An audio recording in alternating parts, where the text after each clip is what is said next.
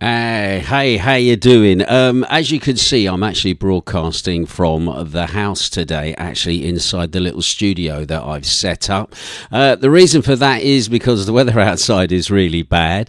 I also want to do some testing to see how good my live upstream can be, because later on this afternoon, from 5 o'clock UK time or 3 o'clock Greek time, I'm going to be broadcasting my weekly show, which I'd normally have recorded yesterday and then rebroadcasted it out this morning from down at 34 bar. So now with the new internet router in, fiddling about with that again this morning with our lovely neighbour who's a telephone engineer, I'm hoping that we're getting good reception going out. I'm having a quick look to see if anybody's tuning in at the moment. Anyway, I'll come to that in just a short while. All new territory for me doing this from home. It's quite interesting. Right, okay, this is the news then, and the news today on OXI Day is quite interesting at the moment. It seems that Greece has had its highest infection rate from yesterday, 1,259 new cases. Also, we've had 12 dead as well. That brings the total number of infections since the pandemic started up to 35,732, with the amount of deaths up to 539. Now, most of the deaths were in the Attica region. 62 were from entry into the country, people coming here on holiday. 102 people are in ICUs at the moment, with 227 that have been through the ICUs since the pandemic started. The average age of people at the moment in the ICUs is 60 years of age. Now, the locations I've already said, 295 in the Attica area. For the Ionian area, 12 cases have been reported in Corfu, and that's the highest amount of cases in one day, as far as I can remember, for the Corfu area. Also, as well, making the top of the news. That reminds me of something, actually. Just a little article that was again in the Greek news this morning, that a global survey has been done, which shows that Greeks trust the government on the pandemic, and also that they believe conspiracy theories. Remember, it's what you think, what you call a conspiracy theory. Anyway, according to this report, a large majority of Greeks trust their government in managing the pandemic, but about 1 in 2 believe that the health authorities are actually exaggerating the number of deaths, according to the global study, whose results were published in the Guardian on Monday. The YouGov Cambridge Globalism Project was designed in collaboration with the Guardian, and it involved 26,000 people from 25 countries and showed that 59% of the respondents in Nigeria and 46% in Greece were most unlikely to believe the COVID fatalities were inflated. At the same time, many people believe that the US government was responsible for creating and spreading the pandemic, and a total of 37% of those that responded in Turkey believed this was against 1 in 5 in Greece and Spain, and 16% in Poland, and 12% in France, and only 5% in the UK believed that America was responsible for creating the pandemic. Right, other news then that's been going on here in Greece at the moment. It's also rather interesting on the fact that today is OXI Day. It seems a Hellenic Navy minesweeper called the Castilito, with 27 crew members, was damaged in a collision just outside of Piraeus yesterday with a Portuguese flag container ship. Anyway, 4 crew members from the minesweeper were rescued from the sea. The minesweeper was hit in the stern by the cargo vessel. 2 people are being treated for minor injuries, and an operation is underway to actually tow the stricken vessel into the actual port, and also a investigation is underway by naval authorities. Also as well here in Zakynthos, also in Zakynthos, a lone man was arrested on Monday for possession of drugs and violations of weapons law. Now, during the raid, the suspect's house, police found small quantities of cannabis and also cocaine. Now, the weapons were in fact actually air pistols. However, the man had in his possession 9 rounds of 9mm ammunition. The man was later released by the police and is now in custody at the moment. Right, as I've said already, today is OXI Day. I've got a short little video that I'm actually going to show you about the story of OXI Day, which I think will be of interest to you. I'm going to quickly check and see what messages I've got from anybody that's tuning in at the moment. Let's see if I can see anybody speaking to me. Let's have a look, see who we've got actually online. A little bit of echo there because I've got the this up on there. Is anybody in? I've got 6 comments at the moment. Good morning, Lyndon. How you doing, fella? Nice to have you with us. I've also got Paul Fleming, who says, clear as a bell. I'm so pleased about that. The only thing that worries me is the picture quality of myself. I'm going to have to get a bit of a white light there rather than just using a normal light. Anyway, Tony Ardley is also tuning in as well. Also, Dennis Patrick Carroll says, Galimera, Ginge, Galimera to you as well, fella. That's the only people that have dropped little messages for me at the moment. However, as I said, today is OXI Day, very, very important day in Greek history. This was the day that the Greeks said no to the Italians being allowed entry into Greece. They'd obviously already come through Albania, where they'd invaded the country, and basically they were basically told no. So anyway, I've got a little video for you, which I think you might find of interest. If I can just switch off myself. There we go. Anyway, here you go. This is the story of OXI Day. Enjoy.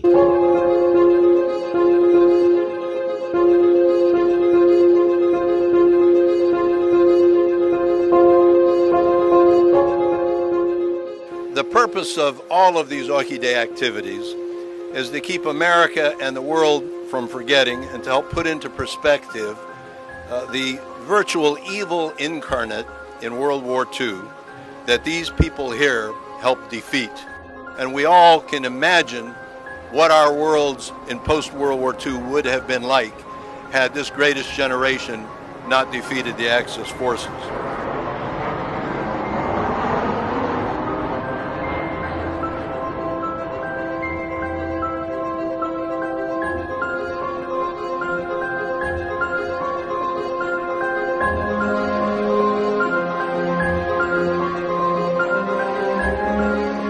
At 3 a.m., the Greek Prime Minister receives a call from the guards outside his residence, informing him that the Italian ambassador wished to urgently see him.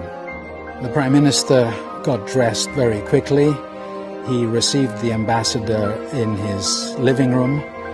The ambassador read what was basically an ultimatum, requesting that the Italian forces in Albania be given free passage into Greek territory. That was essentially a request that Greece surrenders and accepts Italian control.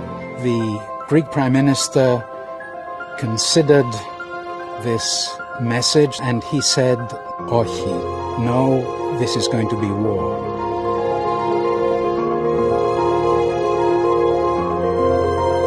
Greece today is a very, very tiny country.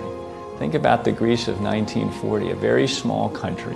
World War II was raging, and all the news on the Allied front was bad. The Greek people had this kind of collective, spontaneous response. They were chanting in the streets, they were singing patriotic songs, they were chanting anti-Italian slogans and chanting no, Ochi, to the Italians.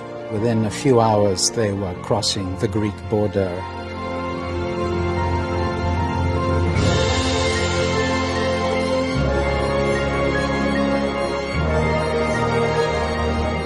The fighting was fierce. the Greek troops were much more poorly equipped than the Italian troops, and the terrain was so treacherous it was very difficult to get supplies to the Greek troops on the frontier. The Greeks were outmanned significantly, at least 10 to 1. The Greek troops not only held their ground, but they pushed the Axis powers back into Albania, which was really incredible. The whole of Europe was astounded by the heroism of the Greeks. It was so unexpected that Hitler was very upset with Mussolini. You can imagine them being confounded that such a spirited resistance was undertaken by the Greek people. This was the first time that the Axis attack in Europe faced this reaction. People were determined not to let the Axis forces take over Europe because they believed in freedom and democracy. That was really the first good news that happened in the early days of World War II, and psychologically it was extremely important. The narrative became one of the quintessential David and Goliath story. It shattered the myth of the invincibility of the Axis. It was picked up by news outlets throughout the world. The New York Times, Life magazine, Time magazine, everyone had the Greek story. They inflicted a wound on the Axis forces that moved President Roosevelt to say, when the entire world had lost hope, the Greek people dared to question the invincibility of the Nazi monster, rising against it the proud spirit of freedom. Winston Churchill said that Greeks are not known as fighting like heroes. Heroes fight like Greeks. Greece's victory over the Italian attack had significant consequences for the rest of World War II. The Germans had to redirect their forces and bring in their own troops. It certainly threw a monkey wrench into their well-laid plans, and as we know, may have affected the outcome of things. If there had not been the virtue and courage of the Greeks, we do not know which outcome of World War II would have been. While Hitler thought he could just subdue Greece in a weekend, it didn't turn out to be that way. Russian statesmen such as Joseph Stalin, Russian military leaders are on record saying that the delay in the Axis attack gave the Russians valuable months in which they could prepare themselves. Were not for the Greeks, who knows what would have happened? Who knows what the outcome would have been? What made them do it? Why did they do it? What was it in the Greek character? The Greek people instantly came together. They united as one in one voice. The reason for that was that they were fighting for their homeland, their freedom, and for democracy. I think that the example of the Greeks standing up to Hitler, to Mussolini, to the Axis power is really inspirational. Not just to modern-day Greeks, but to people of all nations who cherish freedom and liberty and democratic principles can look to be inspired. Right, so there you go. That's the story of OXI Day, and I think that does explain it ever so clearly and ever so concisely, better than what I could do. Anyway, thank you to the OXI Society of America for that little video, and also for permission to show it as well. Fantastic. Right, just to let you know, there were celebrations that should have took place this morning down in town. As you know, with the COVID restrictions, there was no parade as first anticipated. That was cancelled. The wreath laying process, I'm not sure if that went ahead today, simply because the weather has been absolutely atrocious. Yesterday evening there were bad weather warnings being given for what was going on. So I don't know what the weather's like where you are. Anyway, been having a quick look at some of the comments. Thank you to those people who have been getting in touch. I'm not going to be doing this style of show all the time for the news in the morning because it takes a bit of setting up, but I think I'll definitely do it for when I start my live broadcasts of my 2-day-a-week show, of which the first one is today. Once again, just to remind you, I'm going to be doing a special on Friday for Halloween. So if you want to start getting your requests in for Halloween, thank you to those people who've already been dropping me requests for Halloween as well. Once again, just drop them below in the comments area there, where obviously I will then collate them. I know some people have been posting links up onto my Facebook page. Fantastic, I don't mind that. that at all. It saves me searching for them. So thank you to those people who've been doing that. Right, okay, so a little message, reference Friday, but don't forget this afternoon. Okay, 5 o'clock here in Zakynthos, 3 o'clock if you're in the UK, and whatever the time is, wherever you are in the rest of the world, I will see you then, ready for a music video selection show, your requests, my inspiration of tunes, just to see how it all runs now with the better internet uplink. Anyway, thank you to those people dropping me messages, and I will see you later on today.